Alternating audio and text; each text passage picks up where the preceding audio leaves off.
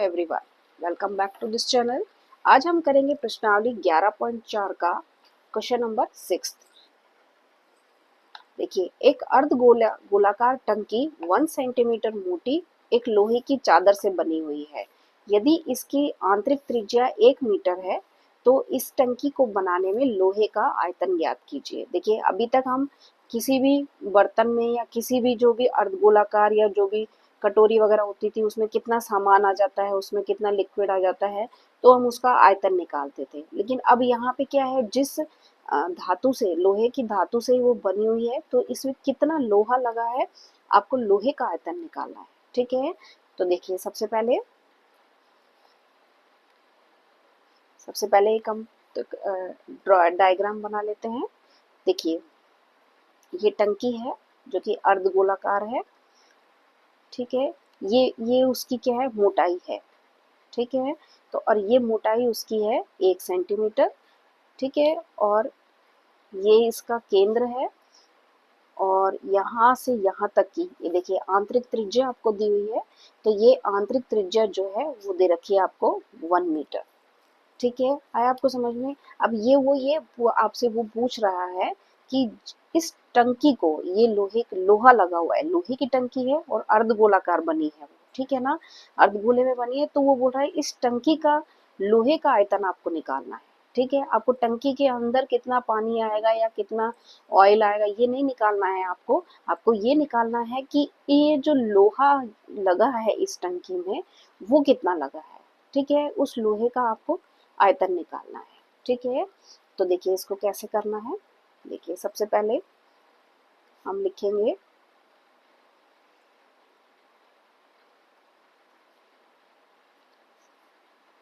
आंतरिक त्रिज्या। आंतरिक त्रिज्या आपको दी हुई है, देखिए 1 मीटर, ये अंदर की त्रिज्या आपको दे रखी है। यहाँ जीरो से, यहाँ केंद्र से लेकर के ये यहाँ तक की त्रिज्या आपको दे रखी है, यह आंतरिक त्रिज्या है। ठीक है, तो वो आपको दे रखी है 1 मीटर। ठीक है, इसको हम R1 से डिनोट करेंगे। ठीक है, अब देखिए आगे आपको दिया हुआ है टंकी की मोटाई। टंकी की मोटाई आपको दे रखी है 1 सेंटीमीटर। ठीक है, अब इस 1 सेंटीमीटर को हम मीटर में चेंज करेंगे तो इसको 100 से भाग कर देंगे तो ये मीटर में चेंज हो जाएगा। ठीक है, 2 जीरो है तो यहाँ पे ये आ जाएगा 0.01। देखिए 2 जीरो है यहाँ पर, पीछे से हम यहाँ से गिनेंगे, एक यहाँ पर एक जीरो लगाएंगे और यहाँ पॉइंट लगाएंगे और यहाँ पर जीरो लिखेंगे। ठीक है, तो ये 2 जीरो हटाते हैं और 2 संख्या गिनने के बाद उसका क्या करते हैं, पॉइंट लगा देते हैं। ठीक है, तो ये आ गई टंकी की मोटाई। ठीक है, अब देखिए जब टंकी की मोटाई आ गई आपके पास, ये 0.01। ठीक है, तो अब इसकी क्या करें, यहाँ से लेकर के यहाँ तक की त्रिज्या भी हम निकालेंगे। ठीक है, उसको हम बोलेंगे बाहरी त्रिज्या। क्या बोलेंगे हम उसको, बाहरी त्रिज्या। तो टंकी की, देखिए टंकी की बाहरी त्रिज्या। बाहरी त्रिज्या कैसे निकालेंगे, इसकी आंतरिक मोटाई और या सॉरी इसकी आंतरिक त्रिज्या और इसकी मोटाई को हम क्या कर देंगे, प्लस कर देंगे। ठीक है, उसको हम R2 से डिनोट करेंगे। ये हमारे पास आएगी 1 प्लस 0.01। ठीक है, तो ये आएगा हमारे पास 1.01 मीटर। ये इसकी आ गई बाहरी त्रिज्या। ठीक है, ये इसकी 1 मीटर इसकी आंतरिक त्रिज्या, ये इसकी इसमें ऐड हो गई है तो ये क्या आ गई, इसकी बाहरी त्रिज्या आ गई। ठीक है, ये हम इसलिए निकाल रहे हैं क्योंकि हमें क्या करना है, लोहे का आयतन निकालना है कि उस टंकी में कितना लोहा लगा है। ठीक है, तो अब आगे देखिए। अब देखिए लोहे का आयतन हमको निकालना है, चूंकि ये गोलाकार आयतन, गोलाकार टंकी बनी है तो हम क्या करेंगे, गोले के अर्ध गोले की आयतन का फॉर्मूला लगाएंगे। ठीक है, तो किस तरीके से लगाएंगे, ये देखिए। अर्ध गोलाकार टंकी बनाने में लगे लोहे का